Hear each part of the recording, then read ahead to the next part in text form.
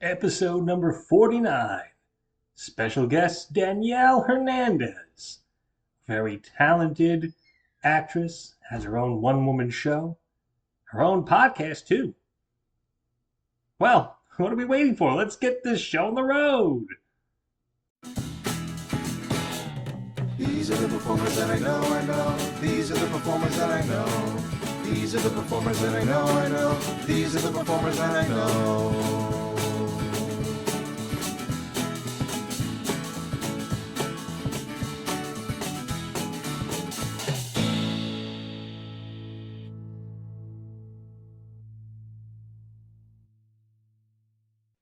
Hello, everybody, and welcome to another episode of The Performers I Know. This is episode number 49. That's right, we are one away from the big 50th episode spectacular. Oh, yes. This week, what can I say about this lovely, lovely lady? She's an actress. She has her own podcast. She's had a one-woman show. Very spectacular, very talented. Ladies and gentlemen, please welcome to the studio my guest, Danielle Hernandez. Danielle, welcome to the show. Hello, thank you for having me. I'm on a show. You are. Ba-da-da-da-da-da. You're on a show. Da da da da da. It does Anyway, have show not showbiz, a game show feeling, yes. oh, I mean, I could $50 a question. I mean that I don't know. But Wait, who anyway, gets the $50? That's what I want to know. um, we will split it. But anyway, once upon a time, actually, I didn't meet Danielle in a acting setting. For you see, ladies and gentlemen, for for all you old heads in Staten Island, Back in my day. back in my day, in the Staten Island Mall, there was a video place called Saturday Matinee. That's right. And it had real video, like there were still VHSs there. Oh my, what's that? So Danielle and I worked together in that place for a time, and it was a really interesting bunch of characters who worked there. Hmm. That's a Mm. show waiting to happen. Oh, yes. And see, I didn't know until much, much later Hmm. that Danielle did acting. So You're that right. caught me by surprise. I mean, I was only in high school when I was working there, so That, half a lifetime ago.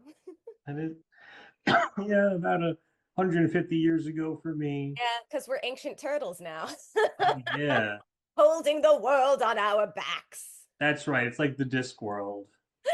Exactly, exactly. But Danielle, my first question to you, as I ask all of my guests, what got you bitten by the acting, theater, film bug? What got you into wanting to do that? Yes, yes. And my answer is this. It is my legacy, my heritage. Literally, I was born into a performing family. I tell people I popped out of the womb performing because, on my mother's side at least, there are singers, musicians, and actors. So I was fostered in a storytelling community. I've never known a world without it. And that plus my obsessive love of costuming just meant like it was a one road ticket for me. Mm. Now, is it your mom or your aunt that used to create and sew costumes for theater companies? So it was my aunt, yes, and what a blessing to have her as my aunt because that meant that she was willing to make costumes for me. And let me tell you, I loved being in her sewing room, hearing the sewing machine going, and knowing I was going to get this awesome dress out of it, or a pair of gloves, or a scarf, anything. She would make everything as long as we could sketch it out, basically. Ah, yes. I've tried to sketch things out. It's terrible, but at least I tried. As long as there's a visual, it takes That another artist to embrace yes, what's on the page. that is correct. Good So yeah. memory. Um Now, did you do shows during high school or I did. I think my first high school show was Gypsy, which is hilarious because I went to Catholic school. And Gypsy is famously a musical about burlesque. So, good times, Catholic school. oh boy, oh boy. What school did you go to? Oh, I went to Moore Catholic High School on Staten. Oh yes. It Yeah. could have been worse. It could have been St. Joseph by the Sea with Monsignor Ansaldi, the famous madman. We had our own famous madman. I feel like every Catholic school had their own colorful batch of characters in administration. All of them. Yeah, I feel like if we did took a poll of every Catholic person who went to Catholic school in Staten Island, they would have some war stories. Oh Lord. Who Yes, did well, you I have to say, and who did Catholic. you play in Gypsy? Oh, I played Agnes, who preferred to be called The Amanda, Goon. and she was one of the Tory adorables. Oh, okay. Yeah. I was thinking for some reason I was thinking the Gooch. Was that the character? The Gooch is not a character that I recall from Gypsy. Okay, well I might be. I may or may not be very tired today, so I may or may not be. There are different iterations of every show. Maybe somewhere out there, a version with the Gooch exists, and I just haven't encountered it Uh, yet. It's the well, whenever I get the script for Gypsy, I make sure it does it. Is it the Gooch edition? Because if it's not, then I'm just throwing If it it's away. I not, can't I'm keep. out. Gooch I'm or outie. nothing. Gooch or bust. That's right. So, yes. So Danielle parlayed that wonderful experience as Agnes, not the Gooch. Not I the want to Gooch. make this absolutely But clear. remember, she prefers to be called Amanda. Because Amanda, yes. Amanda. Oh, goodness gracious. She has parlayed this into doing quite a few projects. Amongst these things that she has done, Danielle actually has a podcast of her own, and we're going to give it the love that it deserves. I believe it is called We Are Sophie. Yes, that is the title. And tell us a little bit about We Are Sophie. Yes. Okay. We Are Sophie is a podcast entirely dedicated to the Bridgerton character of Sophie Beckett, and her season is coming up. Now, Shondaland has cast the role they're filming right now, but before they cast the role, for several years, I was pitching myself as Sophie Beckett, as the pint-sized Puerto Rican Sophie Beckett, because her storyline, without too many spoilers, is that she's in a Cinderella tale, and the reason she's in a servant role is because she's a servant's daughter of the Earl. So she's a bastard born out of wedlock. And my pitch was Puerto Rico is like the bastard child of colonialism. You know, it's neither a country nor a state, it's caught in between. And we are just an amalgamation of everyone who has chosen to live there.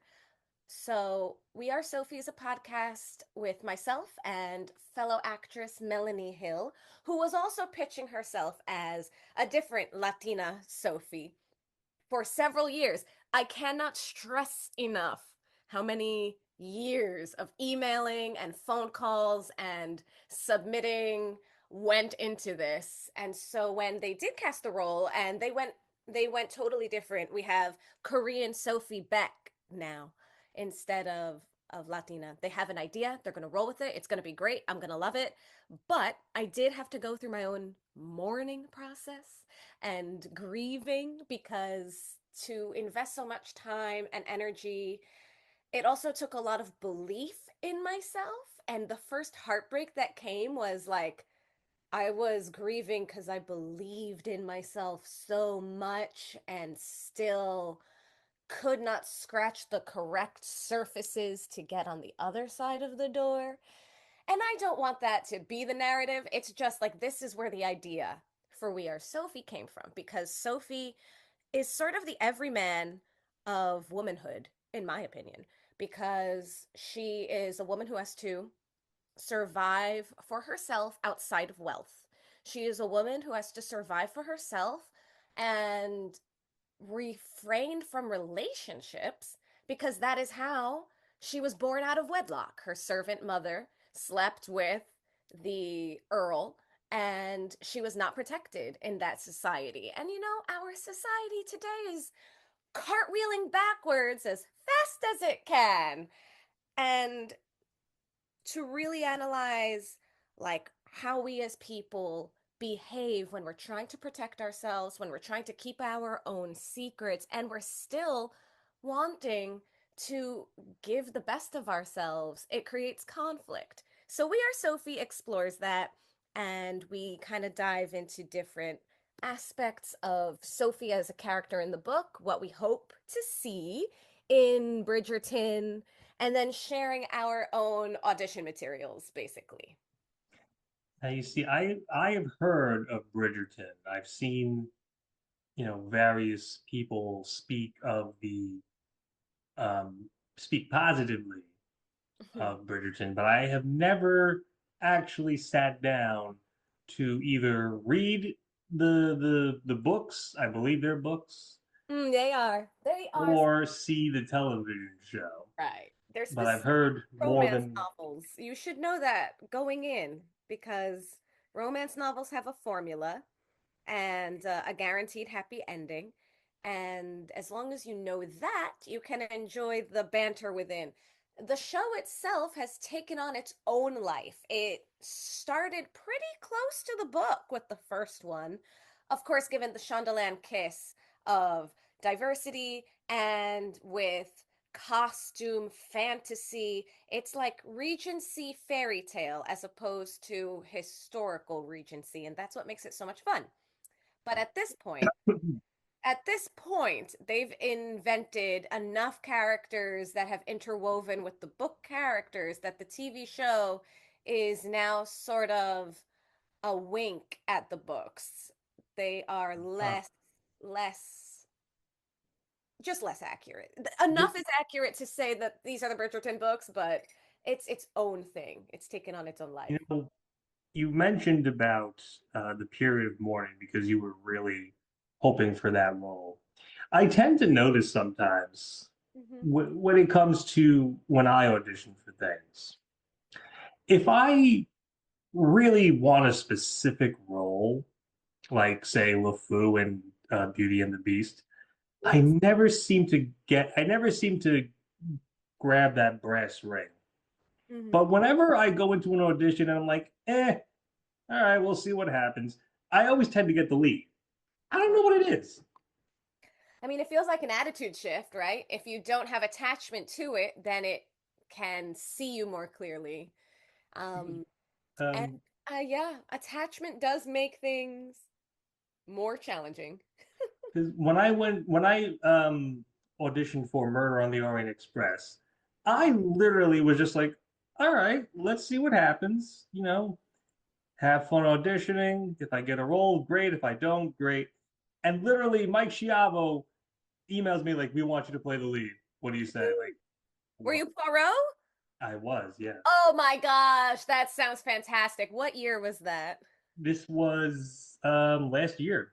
Oh man, The before same, we reconnected, I wish I had caught it. yes, the same year Mm-hmm. that towards the end of it, Mm-hmm.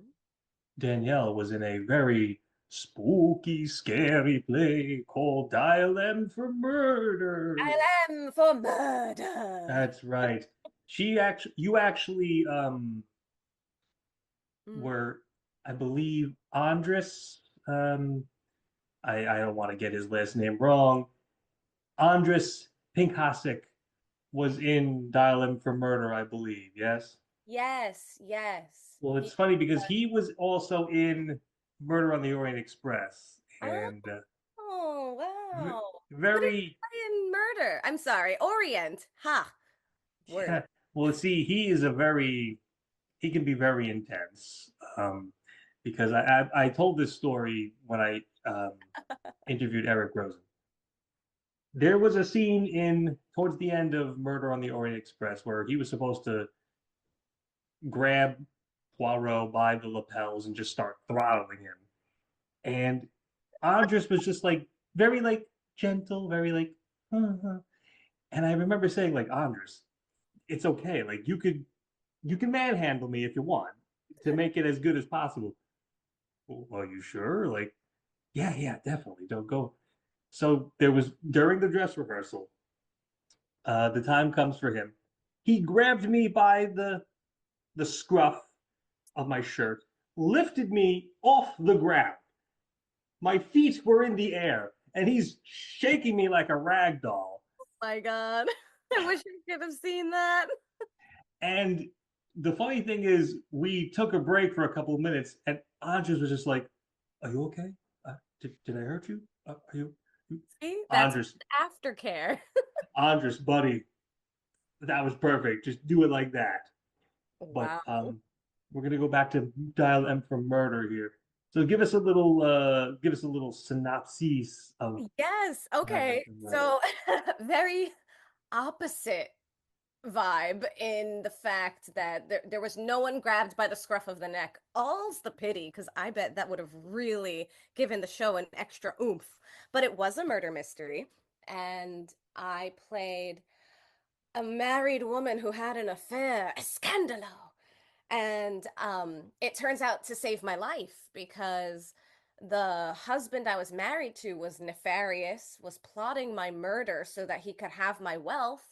And it goes wrong because of things he could not account for. And the affair turns out to save my life because he is a crime novelist. And because crime is his moneymaker, he reads that the crime is wrong, things don't make sense, and that in conjunction with the inspector having also paid attention to key details, my character is saved at the end. So that was a lot of fun, and I got to be British in that one and practice my RP, which was also helpful in my grieving process because that was in the same timeline as the Bridgerton casting public announcements. So it gave me a fun outlet to put all of that practice somewhere on stage. I had a ball, and I had a beautiful costume in scene one, and Andres was the crime novelist. So look at that. Saving lives forwards and backwards? I don't know. I don't know if that reads. Well, as it turns out, in Murder on the Orient Express, Andres played two roles. He played the guy who gets murdered, and he turns out to technically be one of the murderers. So it's like, wow, Andres, buddy, what the heck? What the heck, man? Full circle, full Full circle. circle. You'll have to interview him next. I've been trying to get a hold of him, but he seems to have vanished into the nether Oh, regions. try. I was gonna say try grabbing him by the scruff of his neck, but you know what? I'm just gonna back away slowly, let you figure that one out. Yeah, I have a suspicion that he could probably break me in two with his pinky hand, his pinky finger rather, because he is a Okay. very Well, it I mean, sounds like he'll check up on you afterwards, so there you yeah, I'll be lying in a heap on the floar and are you okay? go. One Yes, thing I I'm want to fine. I think you just broke both my arms or legs. It's okay. Oh Lord. Let's just glue those back together. Yeah, let's One thing I wanted to say that was really fun for me in Dial M for Murder was there was an assassin scene where he did try to murder me, and that was played by the illustrious Albert. Oh no, now I'm blanking. Why did I do that to myself? Albanese. Yay! Oh, Albert Albanese. Shout out to Albert. He was a delight to work with, especially for one playing your assassin. Right. Because we really had to work closely together to choreograph this scene and to make it feel like heightened enough that the audience would be concerned for Margot, my character, because it's easy for that to be goofy or silly or to hurt one another. And working on stage, it's always so important, as we were just noting, to check in with your fellow actor and to take care of them. So Albert was an excellent co-conspirator. We had that scene down pat. Did you see the show? I forget. I know you were at a rehearsal, but did you get to see it? I was actually busy with my own show. Yes. Oh, well, then you missed this incredible assassination scene where it goes wrong and I ended up killing my own attacker. So that is the Oh, murder that is the mystery because it's set up to look like a man was blackmailing me and I killed him, when in fact, I've never seen this man before in my life. He was breaking into my home to strangle me to death, and I self-defensed my way out of that bad boy. And Albert was incredible. It was very real. It was a lot of fun as far as fake attacks go. And I've always had a love of stage combat, so it was really exciting to actually best, participate in some stage combat. That's best, the inner Xena in me. best stage attack ever. 10 out of 10. But you see, folks, Danielle, she hasn't just done uh, ensemble plays. She also has done a one-woman show, and it's called Danielle XX. Yep, Oh, that's yes. that is my show, and I'm actually doing it again coming soon in May in the city of Manhattan. So for anyone around who wants to see it, Danielle XX is basically my culmination of everything I absorbed through media and how that shaped my choices. So basically, it's like choices, choices. Everything we're surrounded by is teaching us. Whether we're paying attention to what lessons we absorb or not is our responsibility. So Danielle XX explores like where I was as a kid and what my favorite films were and how I took on those qualities. So for me, it starts with The Princess Bride and The Little Mermaid. Those two films I would watch back to back to back to back to back. Inconceivable. Indeed, my good man, indeed. And those two leads, Buttercup and Ariel, are very different women. Very different women. You know, Ariel is impetuous and she is willing to do anything, sacrifice anything for her idea of love or hormones. And then Buttercup is the opposite. She's this passive depressive. She lost everything. She will never love again. She closes herself off to the world. And those two ideals kind of glued themselves together. And I was like, how did I become both of these people where I'm active and impetuous until I get too close? And then I would close myself off and seal myself away and protect myself, basically, which also ties in to Sophie Beckett. Like they all come together, but Sophie is not a part of Danielle XX because I wrote this in 2018. I wrote this before the world changed. I wrote this to really celebrate being alive today in America specifically, where being a woman didn't have the same constraints that it did for ancient women, and not even that long ago, even 100 years ago. Society could utterly ruin any woman's life for, being in the wrong place at the wrong time, marry her off to her attacker. Things that just don't make sense. Why? You know that person's abusive. Why would you consign me to them for life? So Danielle XX explores where I got my ideas for romance, started philosophizing. Are they good ideas? Are they still accurate? What do I know I want now? And encourages my audience to do the same. Where did you learn your ideas about romance? Do they work for you now? And for you, being a man, it's also addressing what we do to young men. It's not only about women, it's about the unfair standards on both of the sexes. And it does generalize, but it's never meant to exclude anyone who does not identify as male or female. That is their journey, but it's written from my perspective, and I do identify as female. Um, not to go off on a tangent, but I personally believe that we need we need more positive male role models Yes, for our young men, rather absolutely. than guys like Andrew Tate. Oh my Lord. No, that's a criminal. That's a criminal. I mean, like, I look at, again, not that I want to go off on a tangent, Please but do I though. look at this disgusting, homogenous thing.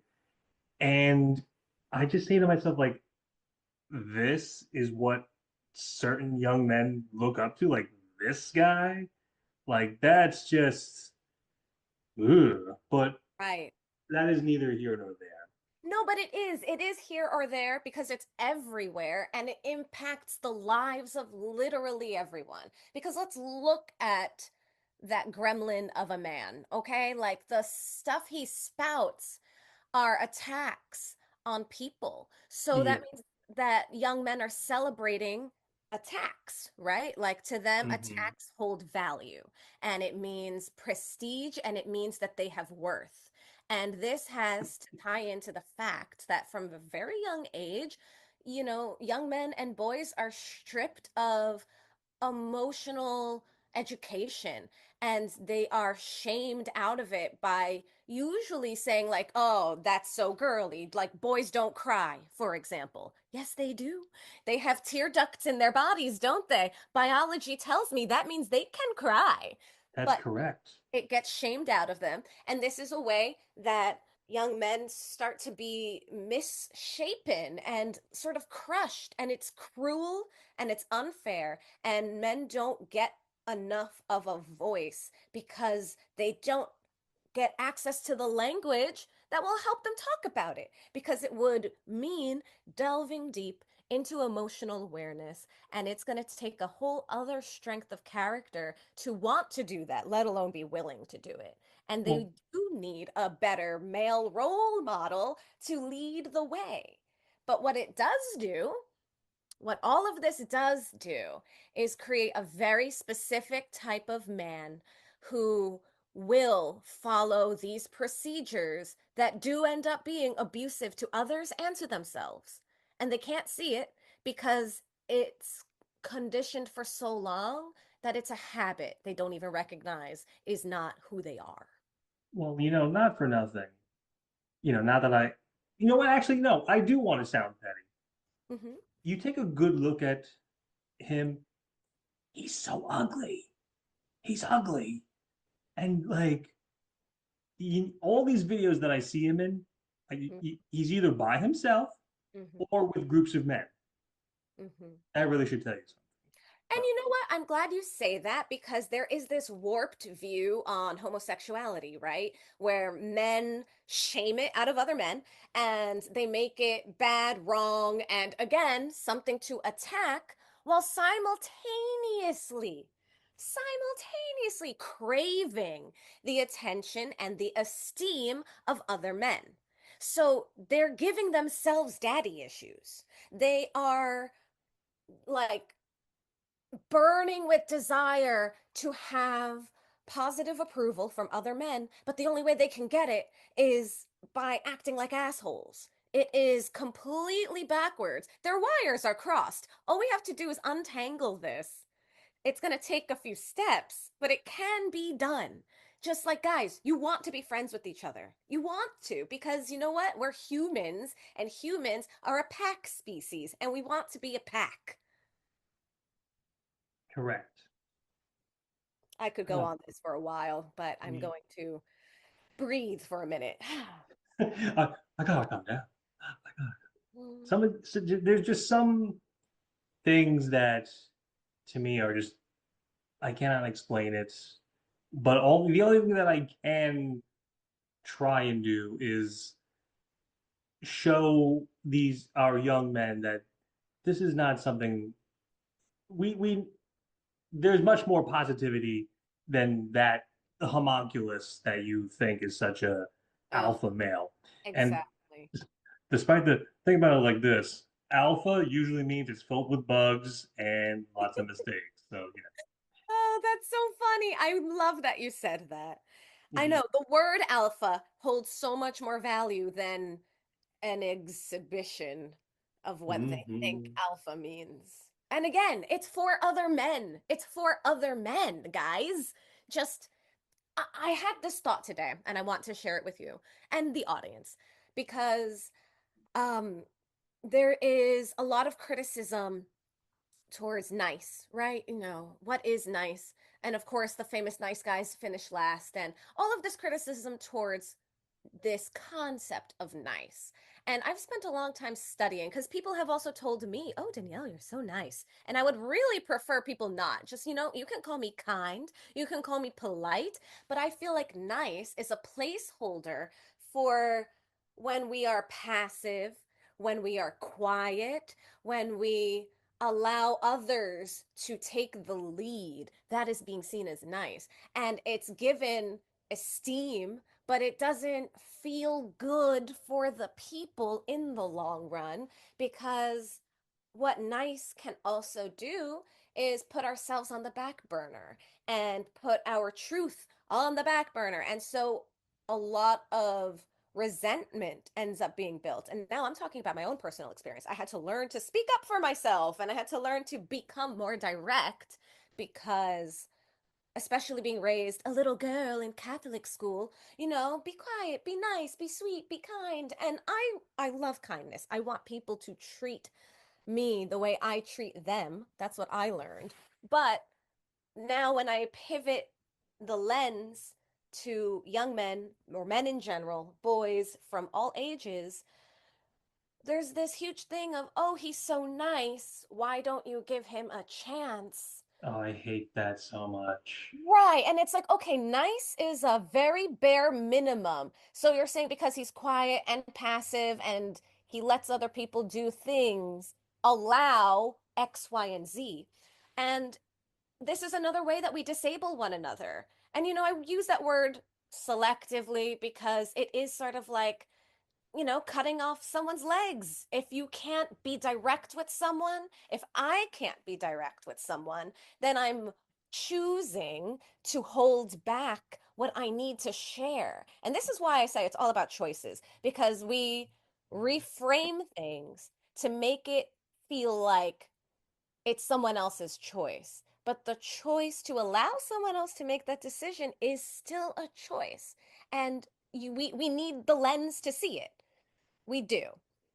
And this bare minimum niceness is a mask, and it doesn't help as much as we proclaim that it does.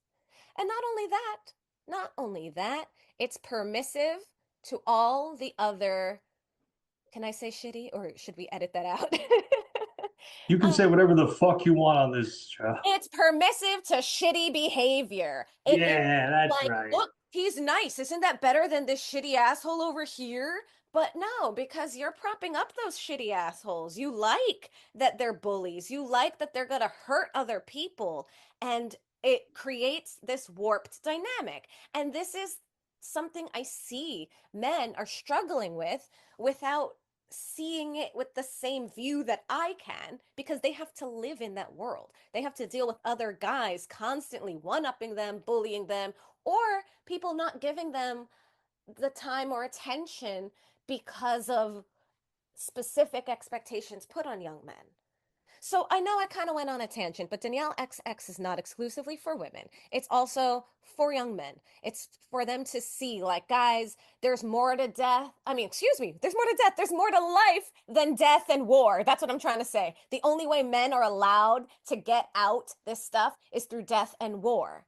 Otherwise, anytime they express affection, friendliness, kindness, they're demeaned.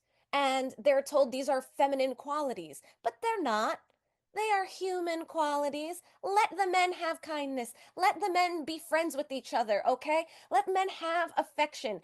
Whether or not a person is of like one degree of sexual identity versus another does not bar them from affection and kindness. But this is what society has done. It's created a schism between masculine and feminine, and who's allowed to cherry pick what traits. And it blends them. Everyone find your strength. Everyone find your kindness. Everyone find your softness. Everyone find your humor. Okay, so many people cannot laugh or cannot take laughter without making it a personal attack. Again, your wires are crossed. We need to teach. This is why I'm going to bring it back. This is why theater is so important and why we have to teach theater, because it is a language that we have to learn. And This is why I start with the films that I watched, because what we see, we become. And films have become so focused on making everything as real as possible, as gritty as possible. And there is this overlay where it doesn't matter that we know we're watching a movie, it's real to us. It's real to us, and we're taking on those qualities. And so, what we see now is a dystopian, gritty realism that doesn't have to be only this way. But it's going to take every person, one at a time, being willing to look at what they've taken on. Thank you. See, these are the kinds of episodes that I love. We don't have to just talk about theater. We talk about life. And it's Mm-hmm. absolutely incredible. Well, as I look at the old non-existent clock on the wall, the looking to my right, there's no clock there, but it's the clock on the wall that I like to see, is that we are running just a bit out of time. But Oh Danielle, I no. have one last question for you. What's that? If somebody was to come up to you and say, "Hey, Danielle, I want to become a performer. I want to do singing, acting, run my own podcast, do my own one-person show," what would be the piece of advice that you would give them to best succeed in that endeavor? Oh my gosh. Do it. You have the idea, and now your job is to take that idea and turn them into action steps and framework, because action steps without a framework is a lot of chaos. Spoken from a person who has put things together very chaotically. So, yeah, I encourage you, do the thing and ask yourself what it is I need to do to get there, one at a time, because it's easy for me anyway to overwhelm myself, and then I fall off my own bandwagon, and then I sit on an idea or a project, and days, weeks, months, years can go by. So to save yourself a lot of time, literally, just keep taking those steps one at a time. And remember, free will, baby. As long as you decide to do it, you will do it. And if you're not doing the thing, that means not all of you is on board. And once you acknowledge that, you can find where you have reservations and sort of talk to that part of yourself. There's a lot of different aspects within us, and they all want to be heard by us specifically.